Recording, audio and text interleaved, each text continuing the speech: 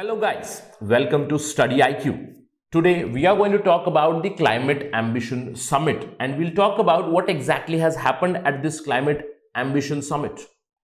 The United Nations Secretary General Antonio Guterres, he has commented that the world needs to declare a climate emergency.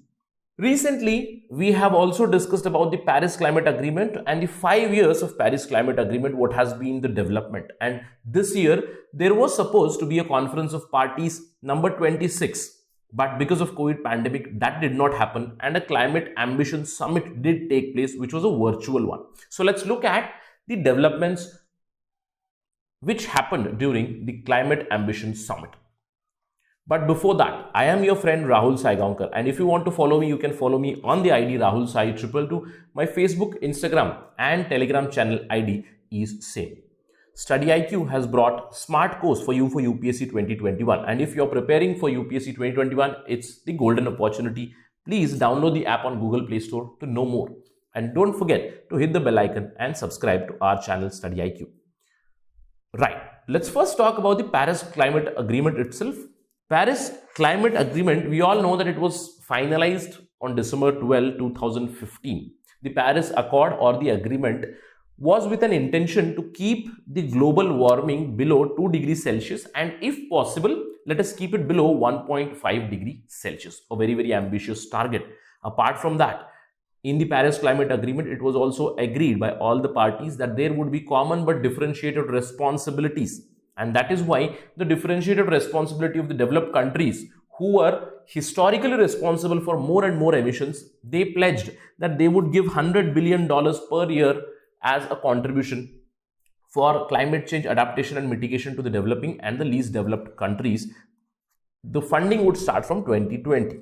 And it was decided that the greenhouse gas emission would be peaked as soon as possible and reduction would start from 2050.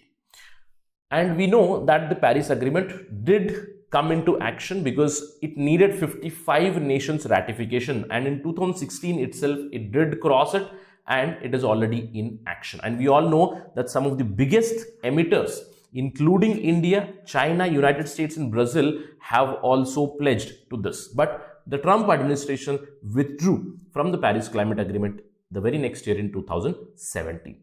Nonetheless, let's talk about the Paris Climate Agreement and the time frame. We saw that it was 5-year anniversary on 12/12/2020. 5 years of the Paris Climate Agreement, and we saw what has been the development. There have been a lot of hiccups in this Paris Climate Agreement. With respect to climate financing, there has been no final deal. With respect to finalization of carbon credits and the carbon market, there has been no finalization. But nonetheless, this year's Conference of Parties has not been held because of the COVID pandemic. Instead of that, the Climate Ambitions Summit was held. So let's talk about this summit. This summit was again held exactly on the 5th anniversary of Paris Climate Agreement, that is 12/12/2020. This was held virtually. The summit or the meeting was called by United Kingdom, France and United Nations. It was again in partnership with Chile and Italy. In fact, the Climate Ambition Summit, it is dubbed as a kickoff event to the COP26, which was supposed to be held this year, postponed, which would be held next year, 2021 in November in Glasgow in United Kingdom. Let's talk about what exactly happened in this Climate Ambition Summit. We all know that there have been many question marks which were raised over the Paris Climate Agreement, and we have discussed that even if all the INDCs, that is nationally determined contributions of each and every country, whatever they have pledged, if it is achieved, in spite of that, we will see global warming. In spite of that, we will still breach the target of 2 degrees Celsius. So what happened in this Climate Ambition Summit? A good progress did happen because 75 leaders of the world, they announced new commitments during this Climate Ambition Summit because there was a lot of criticism about Paris Climate Agreement. So new pledges have come, and these new pledges are indeed going to help us to achieve that target. So let's look at these pledges. 45 countries of the world have pledged they will reduce emission in short term, a very good development. 24 countries have come up with a plan that they will achieve zero net emissions. Again, a very, very good thing. United Kingdom has taken a lead here. Since they were the host, they have also announced doubling of their contribution towards international climate finance. Very good news. The European Union, it also announced that they are going to reduce their emissions by 55% in just a decade by 2030 in comparison to their 1990 levels. In fact, China also announced a new pledge. Recently, they have announced that they are going to go for net zero emissions by 2060. Now, they have also announced that they will cut their CO2 emissions per unit of their GDP by 65% in the next decade compared to the 2005 level. Not just China, but even Pakistan have announced new pledges. Remember that this Climate Ambition Summit was not attended by United States because Trump administration has withdrew from the Paris Climate Agreement, and we hope that the next administration, the Joe Biden administration, would again accede the Paris Climate Agreement and would take the fight against climate change head on.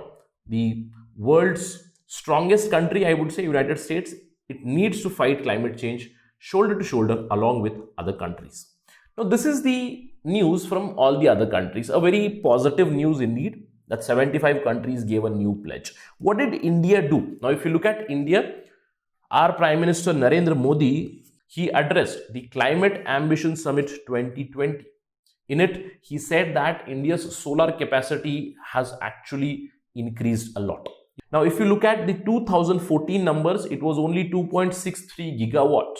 And now in 2020, it has reached to 36 gigawatt, which is indeed a very good development. Now, apart from that, India has also said that they are going to achieve 175 gigawatt target of renewable energy very soon.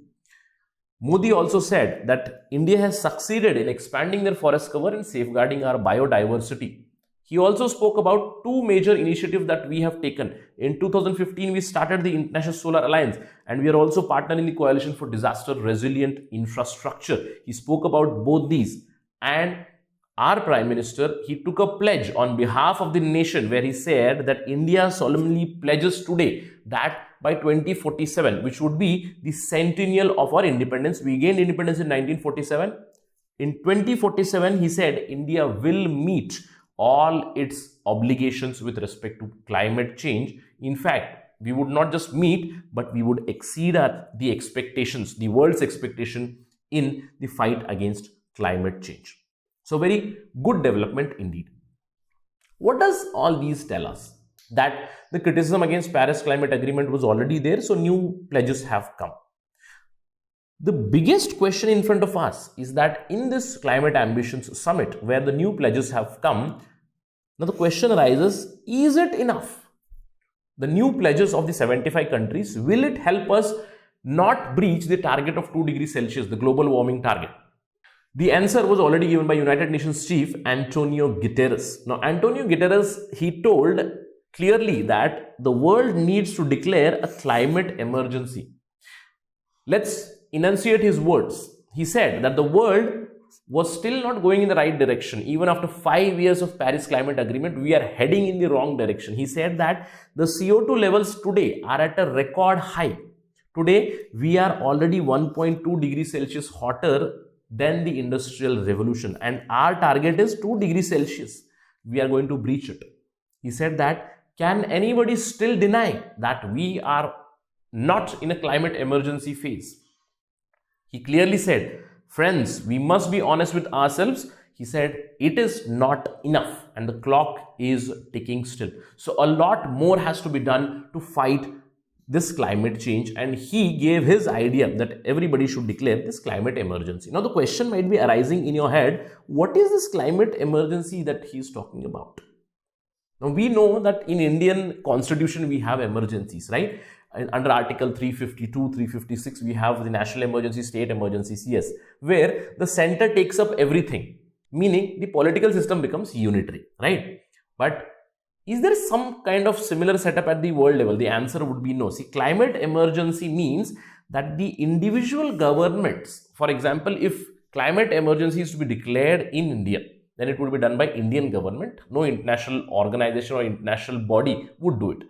the individual government can announce a climate emergency and acknowledge that humanity is under some sort of emergency. And what would happen? Now, it depends on the individual countries. For instance, if there is a climate emergency, the coal power plants would not be starting, or there would be no permission given to coal power plants. Deforestation would not be promoted. The environmental impact assessment would be very, very stringent. All these norms would be there in individual countries. And if you look at climate emergency, since 2016, the word has gained a lot of traction. In fact, since the starting of this decade, since 2010, we know that climate emergency term has been a buzzword for the environmental activists. And since 2016, many governments have announced this. Around 1800 local governments have announced climate emergencies in their own countries, constituencies, where they would make separate rules, regulations, or legislations for climate protection or to fight climate change, basically to adapt and mitigate against the impacts of climate change. So it is indeed a time that world acknowledges what United Nations Chief Antonio Guterres said. It is indeed true that more and more countries, they need to declare climate emergency. Let me know your thoughts about it. Should India declare a climate emergency here? That's it from my side on this part of discussion. Thank you for watching. Jai Hind.